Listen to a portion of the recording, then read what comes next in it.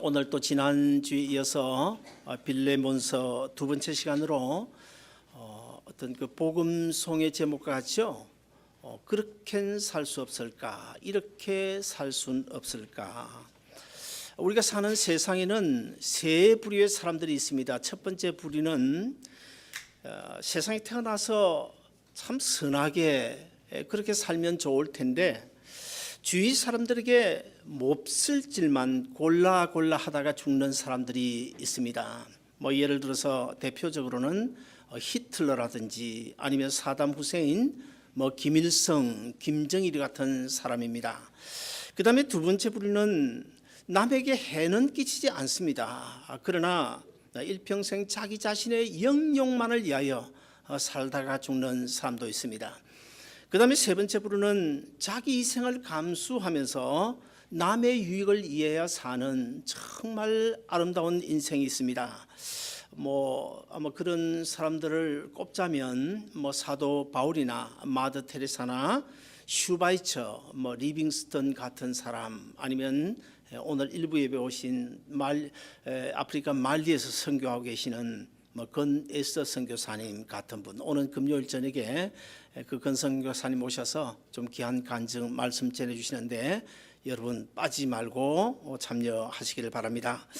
오늘 본문에 보시면 소아시아의 크지 않은 작은 도시인 골로새라는 곳에 마음씨 좋고 인정 많고 그리고 예수 잘 믿기로 소문난 빌레몬이라는 사람이 있었습니다. 근데 어느 날 그 집에서 노예로 있던 한 노예 한 종이 그만 탈출을 했어요. 잠시 황금의 눈이 어두워져서 주인의 돈을 훔쳐서 도망을 가버리고 맙니다. 그 돈을 훔친 뒤에 아마 성경의 기록은 안 됐어도 여기저기 돌아다니면서 허랑방탕을 했는지 그건 잘 모르겠지만 아무튼 한락가를 전전하면서 다니지 않겠나 그런 생각을 해봅니다. 그런 그 사람이 누군가 하면 바로 오네시모라는 사람인데, 이 오네시모는 제가 짐작컨대는 아무래도 주인의 돈을 훔쳐 가지고 그 당시에 최고의 도시인 로마 시티까지 간 것을 봐서 보통 사람은 아닌 것 같고 상당히 총명하고 재간이 있는 젊은이가 아니었을까 그런 생각을 해봅니다. 누가복음 15장에 보면 탕자 비유가 나오죠. 이 탕자가 아버지로부터 자기 재산을 미리 상속을 받아가지고 먼 타국에 가서 허랑방탕하지 않습니까? 그래서 결국 마지막에는 지엄 열매, 돼지가 먹는 그 지엄 열매를 먹고 살다가 아버지께 이제 회개하고 돌아오잖아요. 이번에 제가 성지에 가서 지엄 열매 나무를 봤습니다. 그런데 지엄 열매 나무를 보니까 지엄 열매가 어떤 것인가 하면 나무는 아주 큰 나무인데요. 거기에 달려 있는 것이 아마 콩 비슷하더라고요. 그래서 제 생각에 그걸 보니까 상당히 식용으로 가능하겠다. 아주 배가 고프면 이거 따먹고 살 수도 있겠구나 그런 생각이 들어졌습니다. 그런데 오늘 본문에서 이 오네시모 역시 아마 그 탕자처럼 가지고 있는 돈을 아마 훔쳐간 돈을 다 탕진하고 그러다가 이제 로마 시티까지 들어가게 된 것이 아닐까 그런 생각이 들어집니다. 그런데 하나님께서 이 오네시모를 사랑하셨어요. 그래서 오네시모를 불러 누구를 만나게 해주는가 하면 사도 바울을 만나게 해줍니다.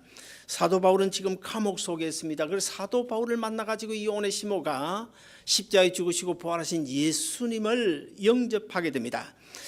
그 사람이 바로 오네시모이고 또 빌레몬서의 주인공입니다.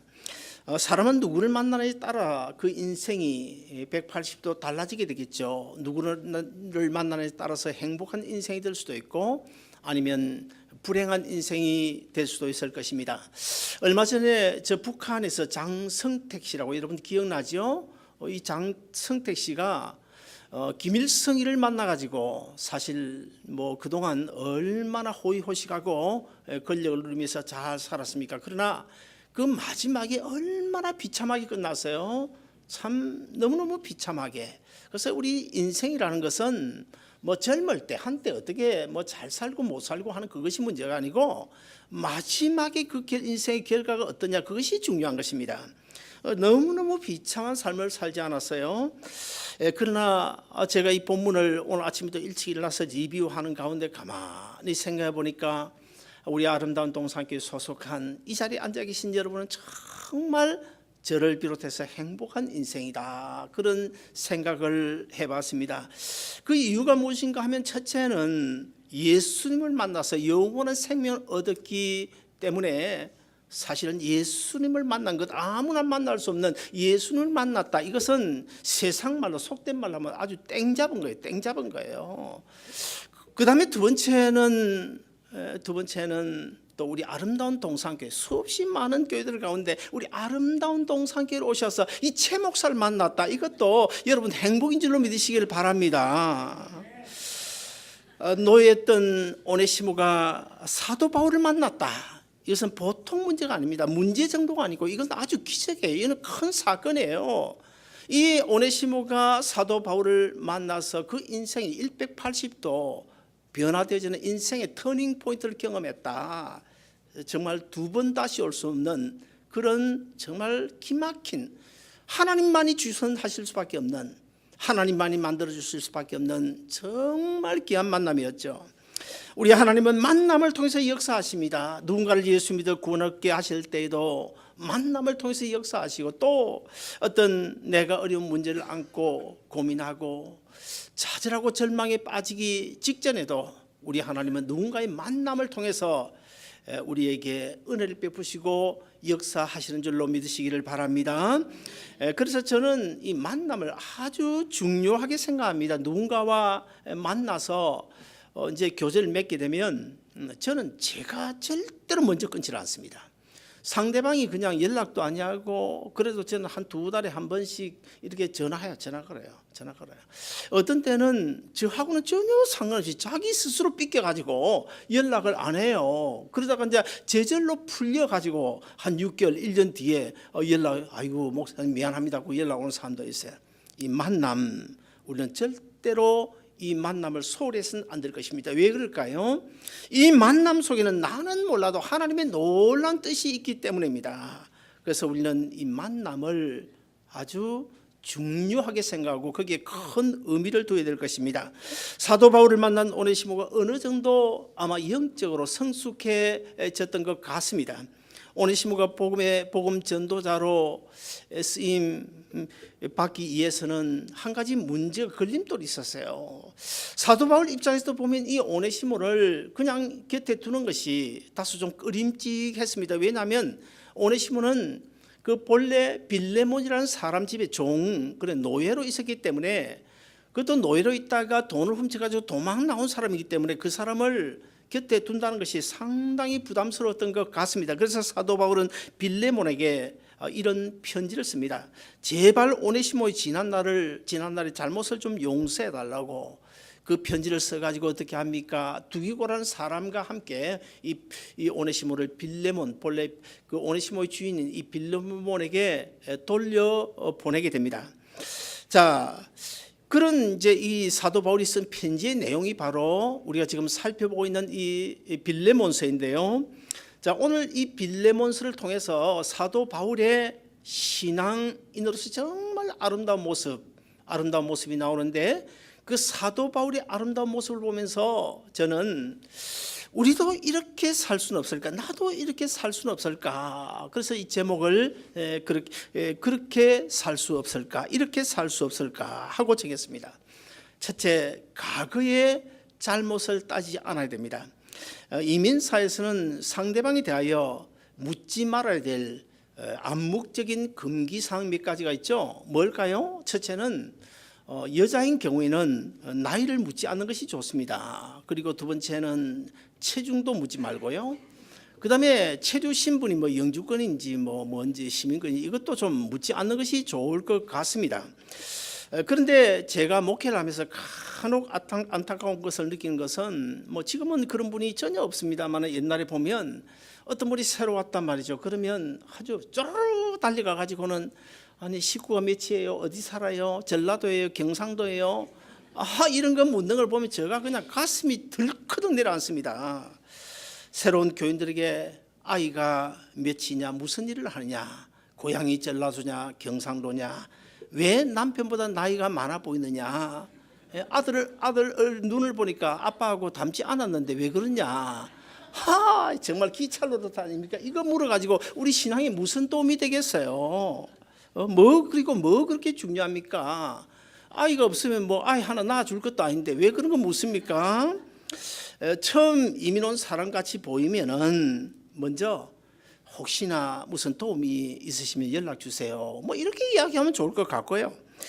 그래서 우리 교회는 또 교회 이름처럼 정말 아름답다고, 우리 장로님들 정말 믿음 좋은 분들이라고, 우리 교회 분위기 끝내준다고, 뭐 이런 교회 자랑 좀 하고, 그리고는 또 자기 소개를 먼저 해야 되겠죠. 묻기 전에 그 자기 소개 한다고 해서 또 처음 만난 사람에게 우리 남편은 이렇쿵 저렇쿵 허물하거나 그러시면 또 안 되겠죠.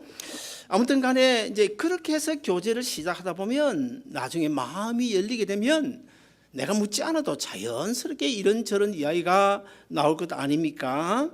오늘 본문 10절에 보시면 이렇게 말씀하고 있습니다. 갇힌 중에서 낳은 아들 오네시모를 위하여 내게 간구하노라. 오네시모는 과거에 아주 천한 노예였습니다. 그럼에도 불구하고 이 사도 바울이 오네시모를 가리켜서 내 아들이라고 말합니다.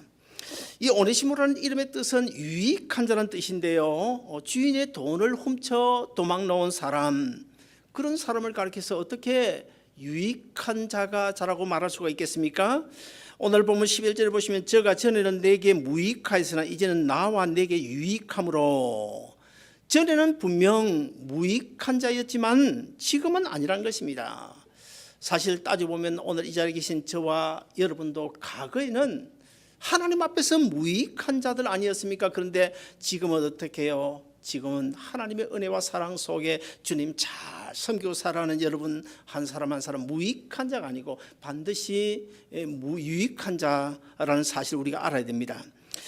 성 어거스틴의 경우를 보면 어릴 때 얼마나 남봉꾼이었는지 몰라요.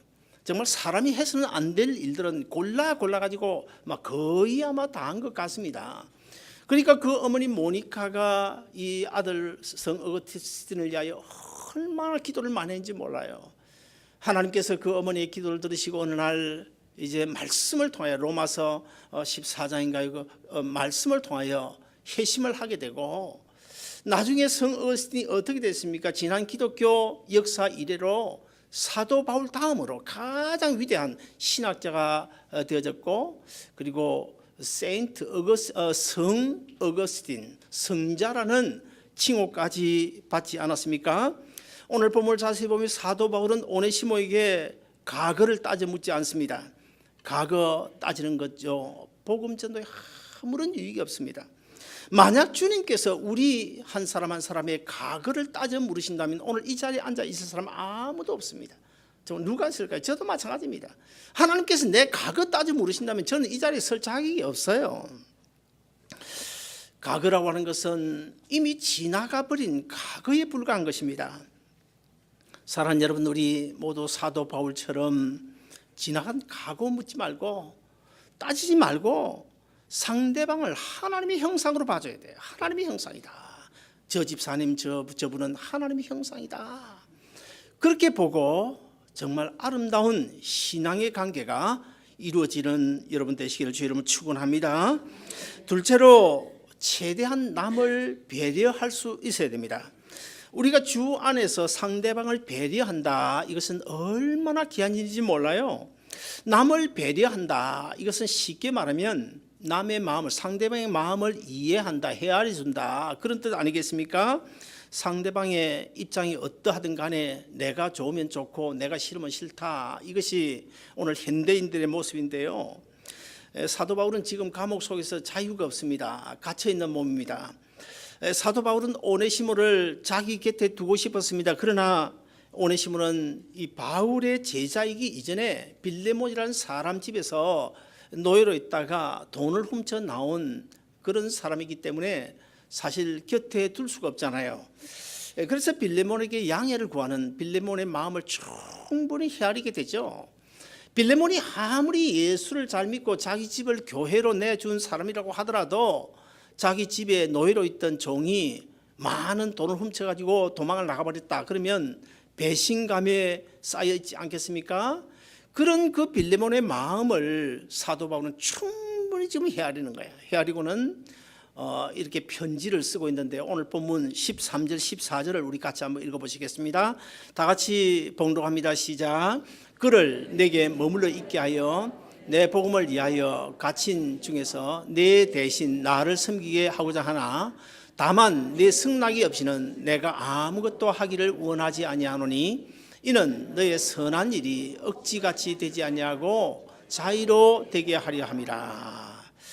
사도 바울이 지금 이렇게 편지를 쓰고 있는 거예요. 내가 그동안 오네시모를 만나보니 참 신실한 청년입니다. 근데 한 가지 내 마음속에 걸리는 것은 신실하기 이전에 이 청년은 빌레몬 당신의 집에 노예로 있던 사람 아니요. 그러니 내가 이 오네시모를 그 당신 승낙 없이 얼마든지 쓸 수는 있지만은 그러나 나는 먼저 당신의 허락을 받고 싶소. 그러니까 이 오네시모를 제발 용서해 주시오. 그리고 혹시라도 이 오네시모가 당신에게 빚진 것이 있으면 내게 계산하시오. 그러면 내가 갚아주겠소. 이런 편지를 쓰고 있는데 이것이 바로 남을 헤아리는 아름다운 배려의 모습입니다. 남을 이해하고 헤아리는 마음 얼마나 아름다운 것인지 몰라요. 이것이 바로 우리 주님의 마음이에요. 하나님께서 우리 한 사람 한 사람 죄에 빠진 우리 인간의 마음을 헤아리지 못했다고 한다면 자기 아들을 어떻게 십자가에 내줄 수 있었겠습니까? 어떻게 자기 아들을 십자가에 내어 죽여 우리를 사랑하고 우리를 자기 아들을 삼으실 수가 있었겠습니까?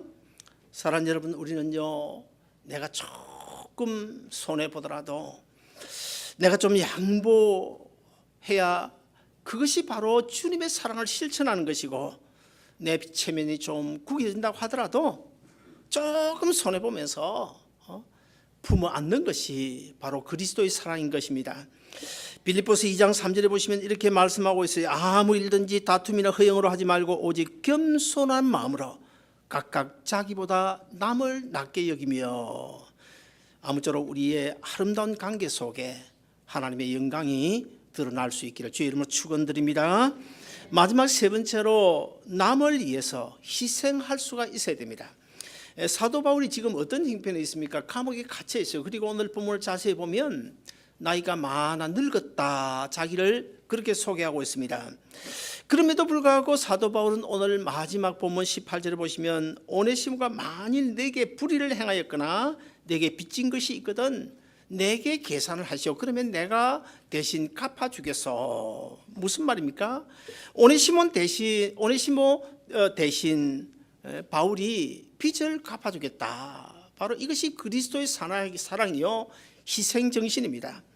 오래전에 참 오래된 이야기죠. 그 미국 선교사인데요, 맥클라인이라는 선교사가 있었습니다. 이분이 중국에 가서 이제 선교를 하고 있는데 그런데 어느 날부터 갑자기 이 전염병 지금 서부 아프리카에 그 에볼라라는 그 바이러스가 지금 창궐해서 얼마나 지금 많은 사람들이 죽어가고 있습니까? 그때 중국에서도 아마 그 비슷한 그런 전염병이 돌아가지고 수없이 많은 사람들이 계속 지금 죽어가고 있는 거예요. 그것을 본 이 맥클라인 선교사가 이러다가는 큰일 나겠다. 그래서 어떻게든지 백신을 빨리 만들어야 되겠는데 중국에서는 만들 수가 없고 미국에 내가 가서 이 백신을 만들어 와야 되겠다. 그래서 그리고는 그 전염병균을 조그마한 유리병에 넣어가지고 그것을 가지고 그 당시에는 비행기가 없으니까 배를 타고 미국으로 왔어요. 샌프란시스코 항구에 도착해가지고 입국 수속을 하는데 검역소 직원들이 얼마나 까다롭게 검역을 하는지 아무래도 그 검역소 직원들도 중국에 지금 전염병이 돌고 있으니까 중국에 온 사람들에 대해서 그렇게 까다롭게 검역을 하지 않겠습니까? 도저히 빠져나갈 길이 없는 거예요. 그 병균을 가지고. 그래서 생각하다 못해 이 맥클라인 선교사가 그 병을 열어가지고 병 안에 들어있던 병균을 자기 입으로 들어 마셔버립니다. 그리고는 그 빈 유리병을 옆에다 살짝 버렸는데요. 얼마 조금 있으니까 막 고열이 나면서 막 몸이 그냥 이상해지는 거예요. 그래서 당장 좀 죽게 생겼어요. 그때 이 맥클라인 선교사가 이제 병원으로 달려가면서 이렇게 말합니다. 내 몸에는 지금 중국에서 번지고 있는 전염병이 감염되었는데 이 병균을 뽑아서 백신을 만들어 중국에서 지금 죽어가고 있는 사람들을 좀 살려주시오. 이렇게 막 외치면서 병원으로 달려갔는데 그만 병원에 도착하자마자 이 선교사는 그만 거기서 죽고 맙니다. 그러자 병원에서 그 맥클란 선교사를 해부해가지고 병균을 채취해서 백신을 만들어가지고 뭐 한 달 후인가 한 달 보름 후인가 중국으로 보내가지고 많은 사람들을 살렸다는 그런 실화가 있습니다. 사랑하는 여러분, 어쩌면 이것이 바로 내가 죽어서 너를 살리는 십자가의 의미 아닐까요? 제가 언젠가 십자가의 의미를 제 나름대로 정의를 내리 말씀을 드렸는데, 십자가는 내가 죽어서 내가 사는 것이 아니고 그렇다고 해서 너도 살고 나도 사는 것이 십자가 아니다. 이 말에는 좀 어폐가 있죠. 왜냐하면 예수님도 살고 우리도 살았으니까. 그러나 그것은 십자가에 죽으시고 부활하신 이후의 시점으로 보면 너도 살고 나도 사는 것이 십자가지만은, 그러나 우리 모든 인류의 죄를 짊어지고 십자가에 죽으신 그 시점으로 보면, 하나님의 저주를 받아 십자가에 죽는 그 시점으로 보면 너도 살고 나도 사는 것이 십자가 아니고 뭐예요? 내가 죽어서 너를 살리는, 이것이 십자가의 의미입니다. 우리가 잘 아는 복음송 찬송 있잖아요. 낮엔 해처럼 밤엔 달처럼 그렇게 살 수는 없을까? 욕심도 없이 어두운 세상 비추어 온전히 남을 위해 살듯이 예수님처럼 바울처럼 그렇게 살 순 없을까?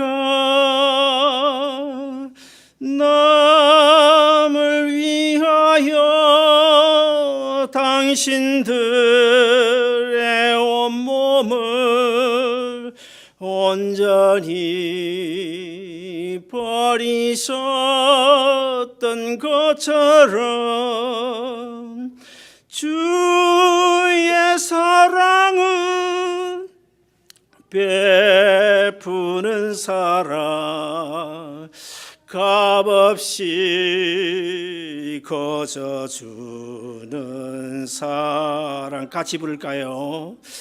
그러나 나는 주는 것보다 받는 것 더욱 좋아하니 나의 입술은 주님 닮은 뜻 하나, 내 마음은 아직도 주하여 받을 사랑만 계수하고 있으니 예수여 나를 도와주소서.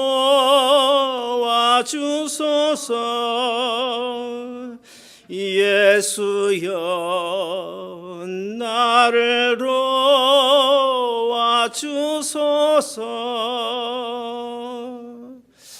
오늘 아침에 잘 됐는데 제가 이래봐도 초등학교 학교 다닐 때는 제가 음악에 수 받았어요. 수를 받았는데 이상하게 지금 나이가 들어서 그런지 아무튼 참 은혜롭지 않습니까? 그렇게 살 수 없을까? 이렇게 살 수 없을까? 사랑하는 여러분, 이제 우리 모두 예수님처럼, 사도 바울처럼 과거 따지지 말고 상대방의 입장을 먼저 배려하고 남을 위해 희생도 감수하는, 그래서 주님 십자가의 사랑이 여러분의 삶 속에서 유감없이 나타나지기를 주의 이름으로 축원드립니다.